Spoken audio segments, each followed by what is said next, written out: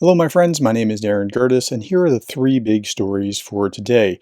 So, the first one, it's really hard sometimes to determine what truth is out there, especially when Russia is reporting on something. So, we have this article in Newsweek: multiple Ukraine fighter jets destroyed in strike on airfield, according to Moscow. So, here's what they say has happened.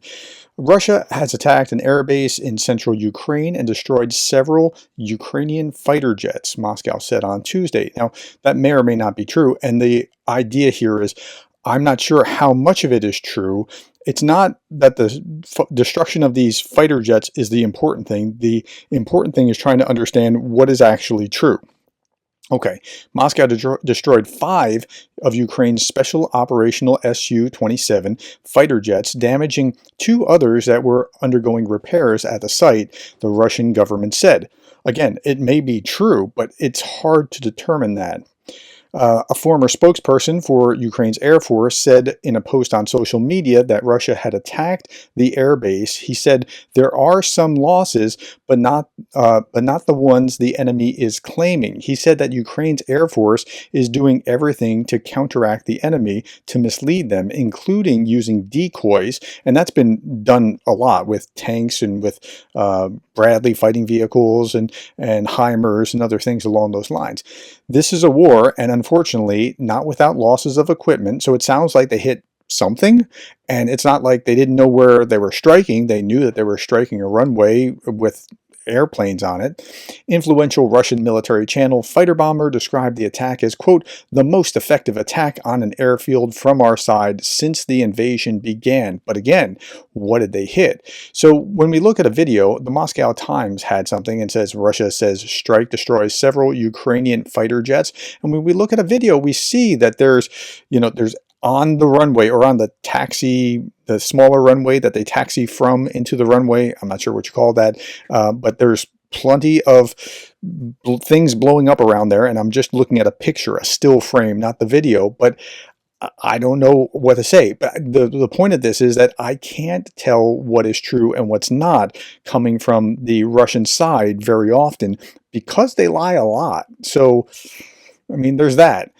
Just like this, Douglas McGregor, who's a Russian propagandist in the United States, who just parrots the stuff. Scott Ritter, Doug McGregor, Judge Napolitano, they just parrot this stuff.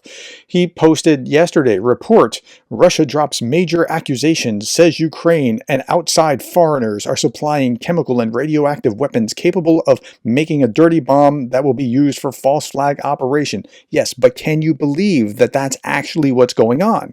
Like, is that true or not? And I replied to him at Doug McGregor, is Russia state media propaganda really your source for this? I would be embarrassed if I posted this as an authoritative source, at least without other confirming sources with greater credibility, because he used RT, which is an arm of Russian state media propaganda.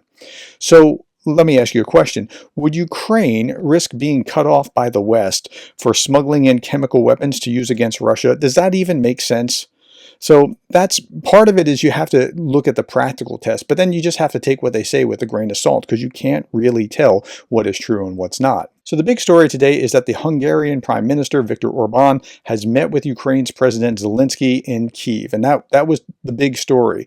Now this morning I talked about it and I said this: Hungarian Prime Minister Viktor Orban has called Russia's war against Ukraine the most critical issue for Europe today, expressing confidence that it will remain significant through the next 6 months. And I was like, 6 months? That's all it takes? Isn't he going to be council president for longer than that? And many of you corrected me, and I thank you so much for helping me understand what's going on. I understand the European parliamentary system like many of you in Europe understand the American system. Like, I understand the American system really well. It was a topic of my doctoral dissertation. I can talk about why primaries are important and your vote is magnified 5-1 in a primary as opposed to the general election, or why somebody's vote doesn't matter really in a general election because the state's delegates all go to the candidate and it's a two-party system, and why that kind of makes sense as opposed to the parliamentary system. Okay, I can do that, but I'm baffled by the European parliamentary system. So it turns out the presidency of the Council of the European Union is responsible for functioning of the Council of the European Union, which is the co-legislator of the EU legislature alongside the European Parliament. So that led me to go, okay, so it's kind of like the Senate, right? Yes, it works for Americans now, I'm speaking to you. It kind of works like the Senate. So he had functioned kind of like the majority leader of the Senate, setting the agenda for that body. And yep, it's his turn in rotation. It was just Belgium with Alexander De Croo. It's Hungary now, and then Poland following that. But again, this is the Council of the EU. Okay, so here's the executive, the European Commission. Tell me if I'm wrong again, the executive. And then the European Council is kind of like something that influences the European Commission, and that's the executive branch. And then the European Parliament is like the House of Representatives, as opposed to the Council of EU, which is kind of like the Senate. And that makes a little bit more sense of that. So you have Charles Michel, who's the president of the European Council, and then you have Ursula von der Leyen, who's the president of the European Commission, and then you have Roberta Metsola, who is the president of the European Parliament. And so it's a little confusing from the outside looking in. At any rate, so Orban meets with Zelensky, and here's what happened. Hungarian Prime Minister Viktor Orban proposes to Ukrainian President Zelensky to ensure a ceasefire for peace negotiations. So what he really wants is to create a ceasefire and then have peace talks. But that gives Russia time to recover. Now, it could be a good thing if it gives Ukraine time to recover, and they really need it, but I don't know that they want to give Russia time to recharge and reboot. So Orban said this: peace is an important issue. The war in which you are now living has very intense impact on the security of Europe. We highly appreciate all the initiatives of Mr. Zelensky to achieve peace. I told Zelensky that these initiatives take a lot of time, and it is the rules of the international diplomacy that make them complicated. I asked Zelensky to think about whether it could be done differently. First, ceasefire, and then negotiate peace, because a ceasefire could speed up the pace of these negotiations. Okay, I don't know that that's a good idea or that that would even work, but that's what's being reported. Zelensky tells him Ukraine needs a just peace. Zelensky told Orban that he needs a just peace after the 2 years of fighting Russia's full-scale invasion. He said, quote, "We appreciate that your visit takes place right after the start of the Hungarian presidency of the European Union. This clearly indicates our common European priorities of how important it is to bring just peace to Ukraine." And they came to some other agreements, like Zelensky announced an agreement to open the first school for Ukrainian-speaking children in Hungary that Hungary would fund.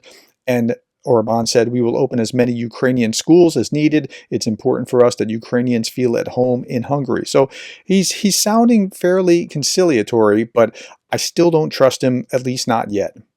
Now, last thing, we've talked about Pete the medic for the last couple of days. Somebody posted this on Twitter and then tagged a bunch of us, Starsky and Jake Bro and Arthur and Anna from Ukraine and myself and Greg Terry and others.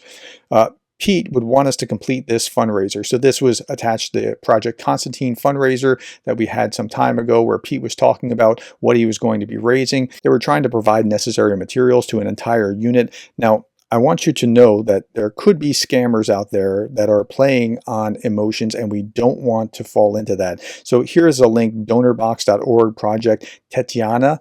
Okay, so if you see that, you can see the actual Project Konstantin site, and you can donate there. 35,000 out of 35,000 pounds out of 320,000 pounds have been raised so far, and that's about 400,000 US dollars. And so if you want to donate, you can use that. I'll put that in the comments below if you're moved to do that. I'll wipe out all the other links in my description so it's not confused. I do not want you to donate to me and then me donate to them. I want you to donate directly if you want to donate to Project Konstantin. Okay, finally, I thought that this meme was just brilliant. Sometimes we talk about, the Soviet Union's on the left and the Nazis are on the right, and in some ways that's true. But you know what? It actually kind of looks like this, at least when you think about it in terms of the authoritarian nature of those two regimes. And Russia is not that different from the Soviet Union in that regard. All right, thank you, my friends. Thank you for the time. Thank you for the likes, the shares, the subscribes, and thank you for being the kind of person that cares about Ukraine.